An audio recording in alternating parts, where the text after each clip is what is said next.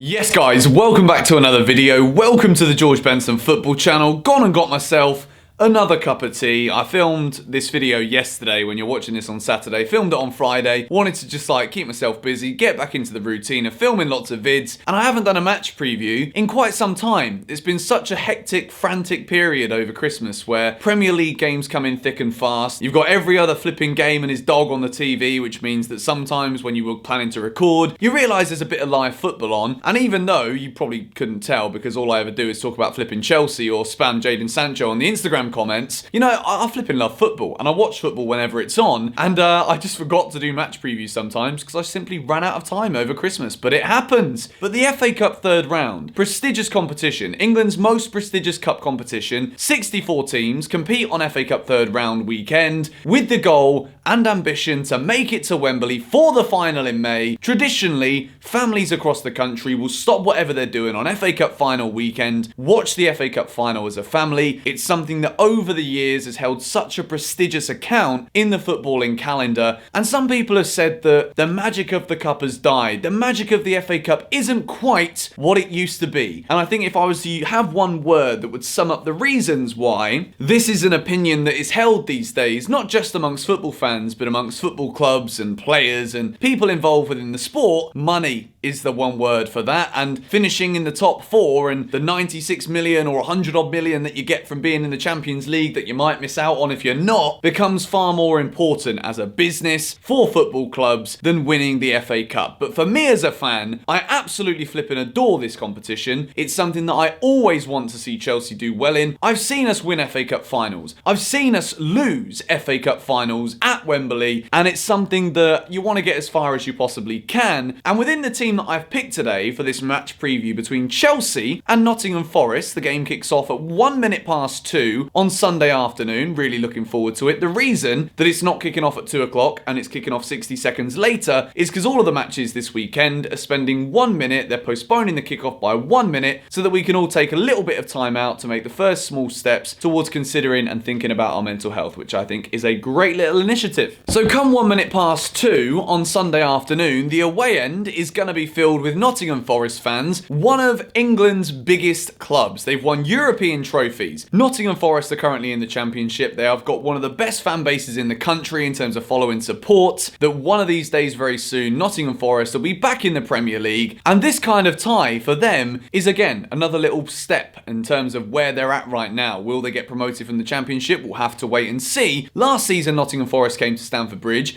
gave a very good account for themselves, and Chelsea ended up winning the tie 2-0. We've drawn the same game in this year's FA Cup, which would have been fun if it was away. I'm not going to lie, it would have made for a fun match vlog. But Nottingham Forest, they come to Stamford Bridge and they're not having a bad season in the Championship. It's very easy to change your season if you're playing in the Championship. You could be 16th come the 1st of January and then 6th come the 17th of January. It's that kind of league where the gap between, you've got a few runaway leaders at the moment, Leeds and West Brom are looking good, then from the playoffs all the way down, the Championship is a pretty close league. It's always that way. Extremely competitive, extremely aggressive, and I think Nottingham Forest are going to come to Chelsea and make things difficult for us. And we've seen this season, teams love to sit back at Stamford Bridge. They love to sit back, and then we all know how it ends. It doesn't end with 3 points for Chelsea. It ends with us thinking that there's some kind of complex about playing at Stamford Bridge. Whereas we're not going to look at it from that kind of perspective today. We're going to look at this as an opportunity to play against a team who aren't in the Premier League,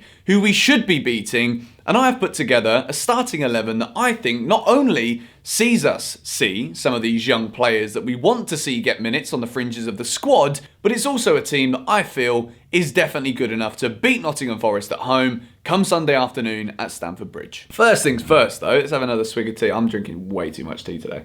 So we're going to start off with the goalkeeper. He had a brilliant game against Brighton, and I think that, you know, no disrespect to the FA Cup, I'd love to see Jamie Cumming get his first start in goal for Chelsea in the Cup today, on Sunday. Kepa's going to start in goal for me. I think that we need to be very respectful of Nottingham Forest. They are not a non-league side, and even if they were a non-league side, you've still got to respect the competition and the opposition. But Kepa starts in goal for me. It was a big performance and what will be a huge confidence boost for him, making those saves that he knows, and all of us Chelsea fans and players know. If Kepa didn't make those two big saves, Chelsea wouldn't have gone away from the Amex with anything. So keep Kepa in goal, boost his confidence some more, give him an opportunity to make a few more saves and hopefully help Chelsea get the win in this cup game. Moving into the back line, I've gone with Reece James starting at right back. To use the words of my good friend Jan on Football Therapy, I've waxed lyrical about Reece James all season. He likes to use that phrase. I miss Jan, I haven't seen him for a while. A couple of months, I think. Reece James starts at right back. He's just been absolutely brilliant. Moving in to the centre-back partnership, and I want to go with the partnership that we saw in the game against Grimsby. Now, I mentioned that we've got to respect our opposition, and I personally have a lot of faith in Mark Gurhey. I've seen a lot of videos of this man from the youth team. He looks very composed. Jody Morris came out in his pre-match press conference today because Frank's got a bug. Everyone's got a flipping bug. Saying that Mark Gurhey is a player that comes into the Chelsea first team training,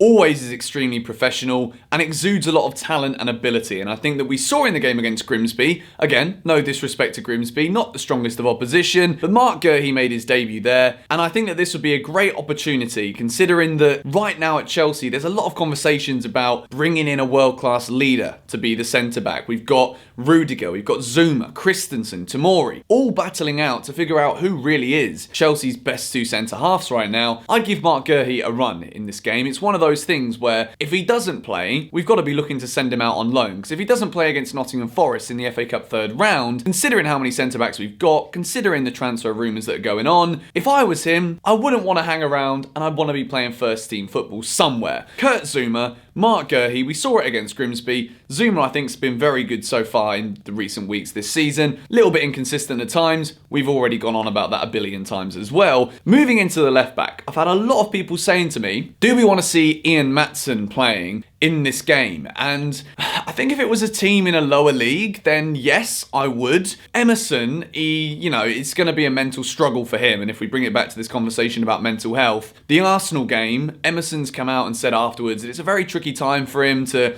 be substituted in the first half, knowing he hadn't had the best game. I would put the confidence in Emerson right now. Marcus Alonso is injured. Marcus Alonso won't be featuring. Chelsea are looking at a new left back. Chelsea are probably looking to buy a new left back, but Emerson has come out and said that he wants to stay at Chelsea. He doesn't want to be moving anywhere else. And I think we need to show faith in Emerson. At the start of the season, he put in some brilliant performances. And, since he's been out injured, he's come back and he's not looked the same. Azpilicueta's put in some good performances at left back, but I think he probably needs to be rested for this one. Emerson goes in at left back, and that makes up my Chelsea back five. So moving forward into what is going to be a three-man midfield, going with a 4-3-3 formation for this one, I really wanted to put Billy Gilmour in the team for this one. We saw him come off the bench against Sheffield United, and Chelsea ended up drawing the game, and some people scapegoated Billy Gilmour coming on and not being good enough as the reason why Chelsea didn't win that game. Billy Gilmour is a player who I've seen a lot of. I watch a lot of Chelsea TV. I watch a lot of the youth videos. I watch a lot of highlights. Billy Gilmour,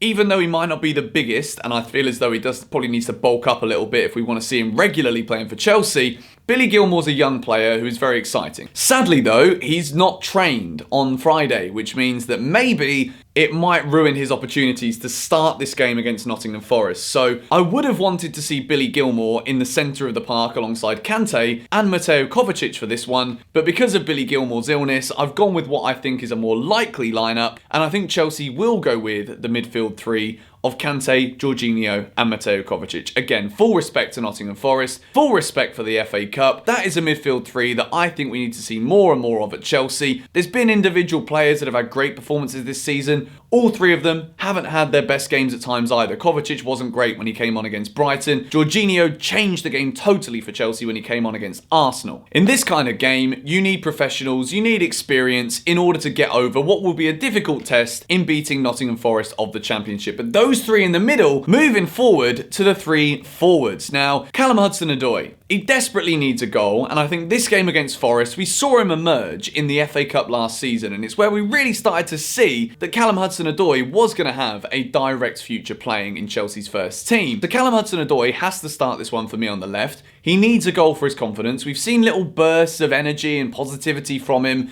despite receiving a lot of criticism recently. Hudson-Odoi for me starts on the left. Christian Pulisic, although he definitely favours playing on the left or in the middle, if he's playing in a number 10 role, but I think if Chelsea are going with a 4-3-3, we won't see Pulisic playing on the left because I do think this is Cho's game. Cho. I didn't just call him Cho in a sentence, did I? Yes, I did. Sorry. Both of them can kind of interchange as the game goes on, and the striker Gonna give Michy Batshuayi a start. I know that when he's come off the bench, he's not had the biggest impact always, but he did against Ajax, and that was a big day. And I think Tammy probably does need a rest. Tammy Abraham's been playing a lot of minutes. The intensity of the Premier League, it's something that will take some getting used to. And there is a reason why. Some games we see Tammy not as involved as much, and then other games he's making a massive impact, like the goal he scored against Arsenal. Sometimes Tammy's hold-up play can be great, sometimes it's not so great, and I think for this one against Nottingham Forest, Michy Batshuayi for me gets the nod. There's a lot of talk that teams like Aston Villa might be coming in to take Michy Batshuayi on loan. Chelsea are looking to buy another striker as well, and you get the feeling, and I've said this in the past, but you just get the idea that maybe this could be Michy's last chance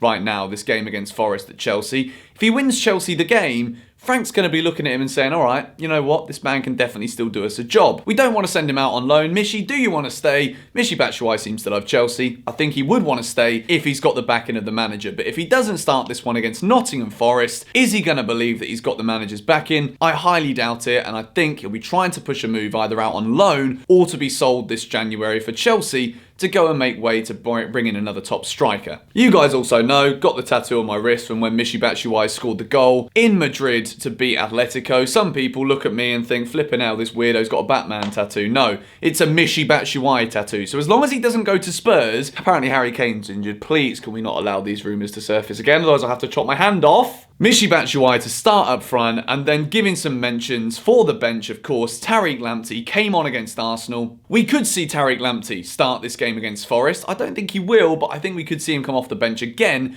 to make his Stamford Bridge debut in the FA Cup. Rudiger, Azpilicueta, those guys have got to be on the bench. Billy Gilmour, I think it was just a bug that kept him out of training today as opposed to any muscular or problems with any other injuries. So Billy Gilmour will probably be on the bench. If not, he'll be starting in the middle for Chelsea. And then you've got the three that have been playing regularly, Tammy Abraham, Mason Mount and Willian, to come off the bench for Chelsea. I don't think we're going to see Olivier Giroud. I don't think we're going to see Pedro. I think both of those players will probably be making their way out of Chelsea. Danny Drinkwater has been sent back from Burnley. Burnley do not want to extend Danny Drinkwater's loan. I think there's a good chance that Aston Villa might be going after Danny Drinkwater on loan as well. But anyway, that has been my Chelsea team to face Nottingham Forest. I would love to know what you guys think about this game. Should we be using more youngsters? Tino Anjorin is another one that I think could probably make the bench for this one. I'd love to see Tino Anjorin start. He reminds me a little bit like Ruben Loftus-Cheek in terms of his stature and his build, and I'd like to see Tino Anjorin get some minutes. I know I've just gone through a bench of 7 without including Tino Anjorin. Thinking about it now, I'd probably like to see maybe Willian not be in the squad for this one, even though he's been